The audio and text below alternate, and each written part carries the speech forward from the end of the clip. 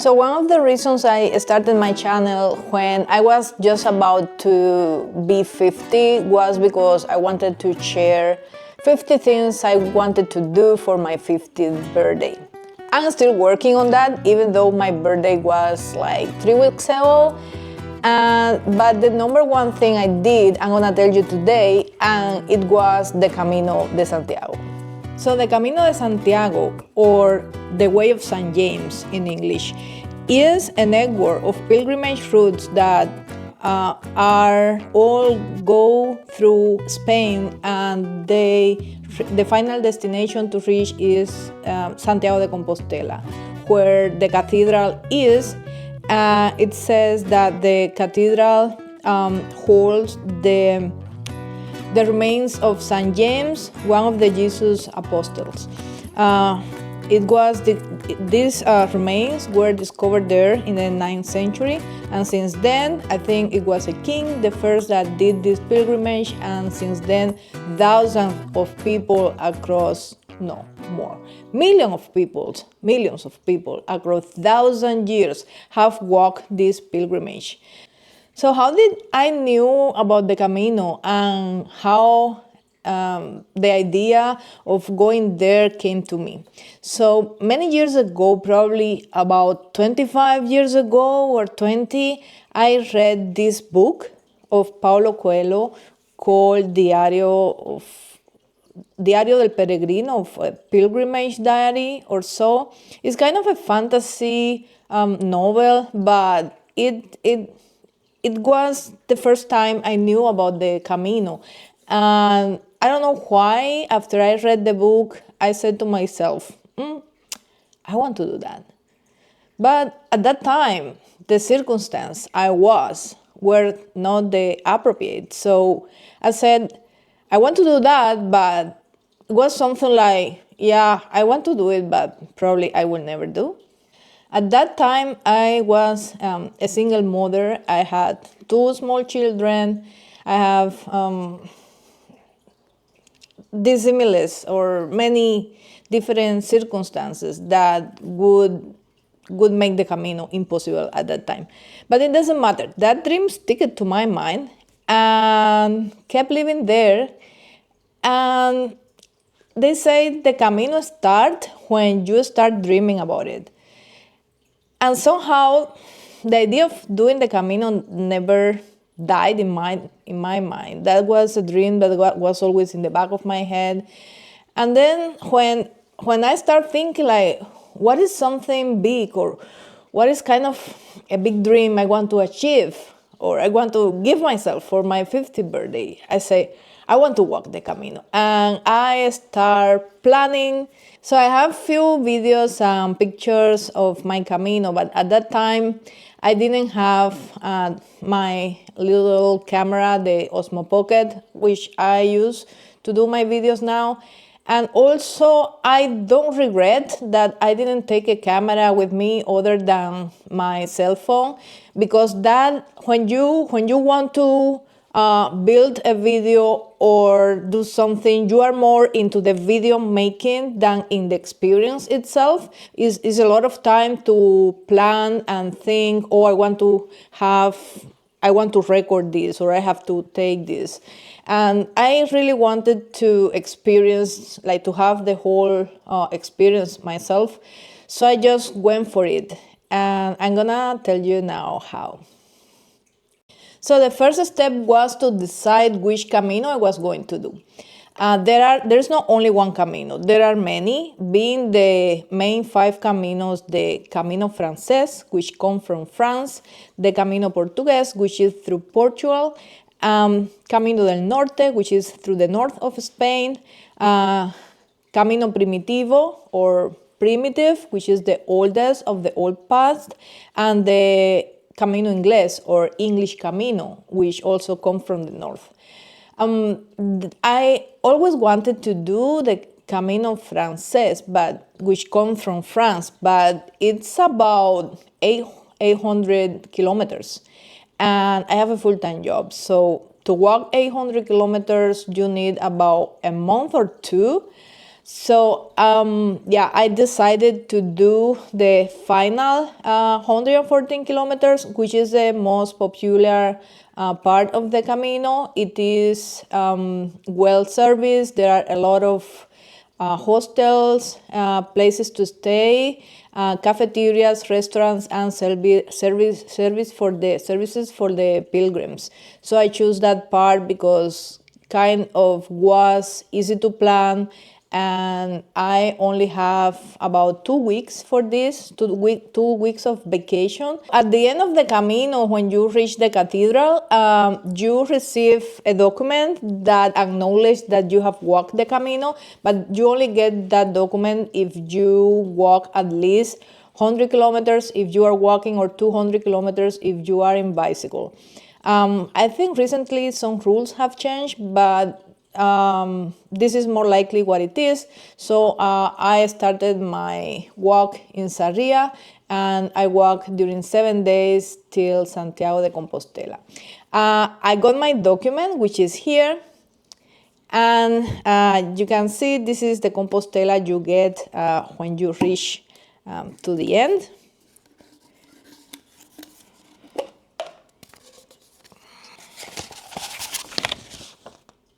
So here it is. Also, when you walk the Camino, in the starting point, you get something called the Pilgrim passport. And this is a passport where you get stamps in every place you visit.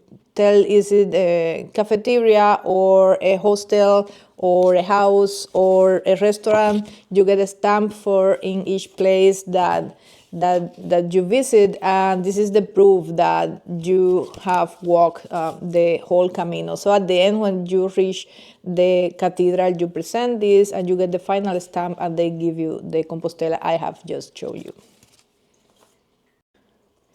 So to tell you in 1 minute how I planned everything, first I decided where I was walking from Sarria to Santiago de Compostela. So I booked my air ticket from Vancouver Island to Madrid, and then it was cheaper to come back from Portugal, so I did a multi-city, and I got my ticket Victoria, because I live in Vancouver Island, Victoria, Madrid, Lisbon, Victoria. Then I downloaded an app called Buen Camino, and in that app you have all the stages of the Camino, and then you can plan how many kilometers you can walk, you want to walk every day, and it also shows you the possible places where you can stay, the houses that are for rent, or the municipal albergues, which are kind of shelters that are very cheap and where you can stay overnight to rest. I went with a friend, and since we were only walking a very short part of the Camino, and I also wanted to enjoy the experience, we booked private accommodations. They are a bit expensive, but because I was going with another person, sharing the cost took the prices down. Also, I did the Camino starting April last year in 2024. And at that time, many of the public shelters or albergues, as they are called in Spanish, were still not open. So we opted for private accommodations. Sun is coming out. It's kind of nice. So yeah, so we booked the accommodations. We set the stages or how much we wanted to walk daily, and that was it. So now, why the people walk the Camino? What are the reasons? Because there we found people from all over the world. We have found people from Japan, from Germany, from many people from Spain, but not that area of Spain. From the south, we met people from France, from Mexico. Why people from all over the world walk the Camino? What are the reasons? So I was talking about with the people that we were meeting during the Camino, and I took note of the reasons they gave me to do the Camino. First of all, some of them were doing the Camino for religious reasons. They were Catholic and they just wanted to do the pilgrimage to pray during the Camino and to go deeper into their faith. We also met a priest that was doing his Camino with a group of other people from his church. And we also met during the weekend. There were a few groups of teenagers from different Catholic churches that were also doing the Camino to praise, find, reflect on their faith, and overall, let's say, religious reasons. So other people said that they just wanted to challenge themselves physically and mentally, and since the Camino is something for a journey of self-reflection. Others said that they were doing just to follow a tradition because in their family everybody has taken the Camino, so they wanted to do it as well. In this sense, we found a family of 5 from Germany, mother, father, and 3 children, being the younger children 5 years old. I really admire them because doing the Camino by yourself and taking care of yourself in that journey is not easy. Now, can you imagine taking care of 3 children? But yeah, they were doing that as a family experience, and that was fine. And there were other people that were just taking the Camino journey to escape the hustle of daily life and find some sort of peace on the Camino. In this sense, we found people that were recently divorced, other person that just wanted to collect experience, to write a book, and so on. Like, people were doing the Camino for many, many different reasons. There is some I have seen in the media, social networks, like some people criticize a lot people that don't do the Camino for religious reasons. And they say, oh no, these people are not pilgrims, they are pilgrim, or they are tourists. Well, I mean, who cares, and why you are against that?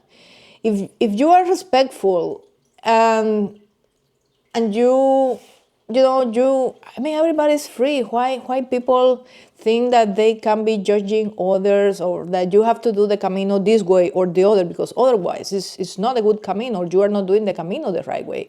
Why? Let everybody enjoy life. But anyways, yeah, it is what it is. Just a note. In my case, my reason to do the Camino is not only that I already wanted to do the Camino and walk a pathway that people have walked for 1,000 years.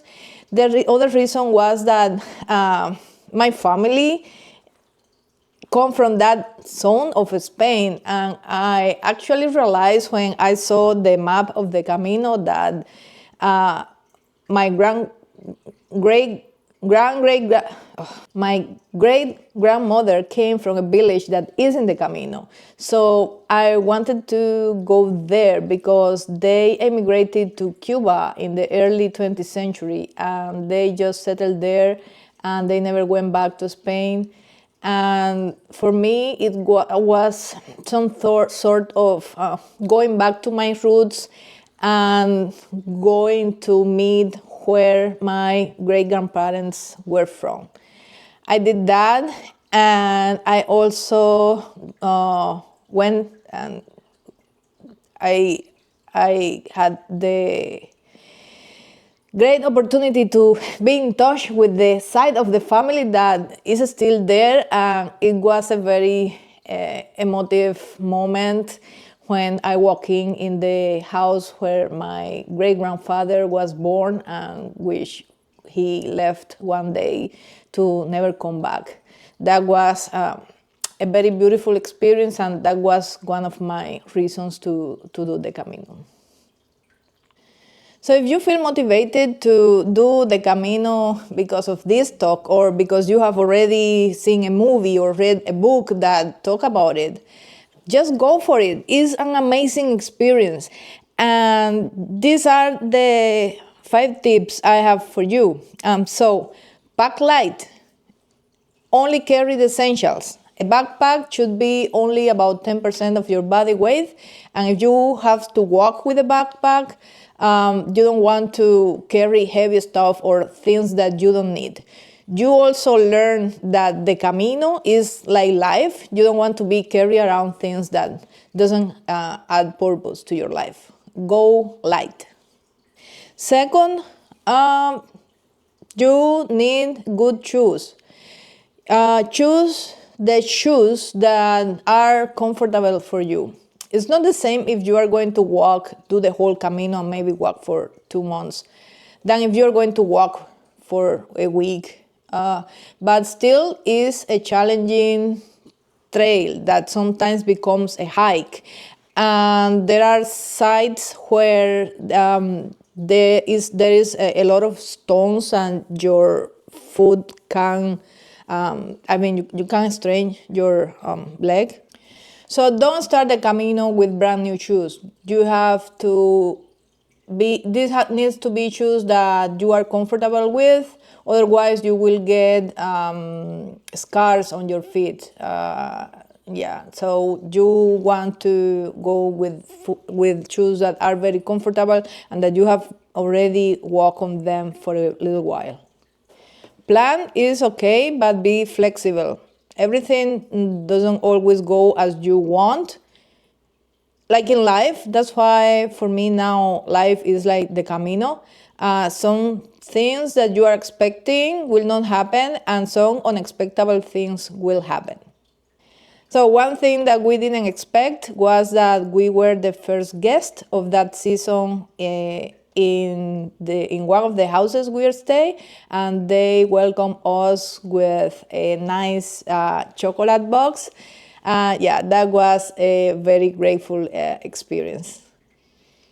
On the other hand, a really bad experience or unexpected was that the last accommodation that I booked, and it was supposed to be 15 kilometers from our starting point that day. Well, the property was not there. The property was in Santiago de Compostela already, like at the end of our destination, which implied to walk 10 kilometers more in the final day. So in the final day, instead walking, I think was like 8 to 10 kilometers. That was my plan to, arrive to the city and to the cathedral fresh and happy and still with energy. That day, I walked, was the day we walked the most. I walked 25 kilometers or 27 or so, which was way more than I was supposed to be. And in that way, we arrived a day earlier. But that's the Camino, unexpected, and that is life. How many times in life something unexpected has happened to you? I'm pretty sure many times. And there around the Camino, there are multiple places to sleep, to purchase souvenirs. I got this one, which is the symbol of the pilgrim.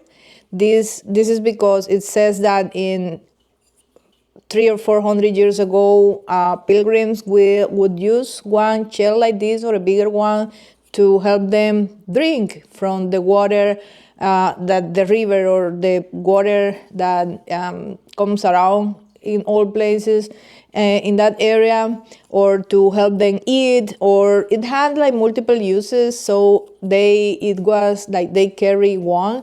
So this is something I got there, and I walked my Camino with the shell all the time.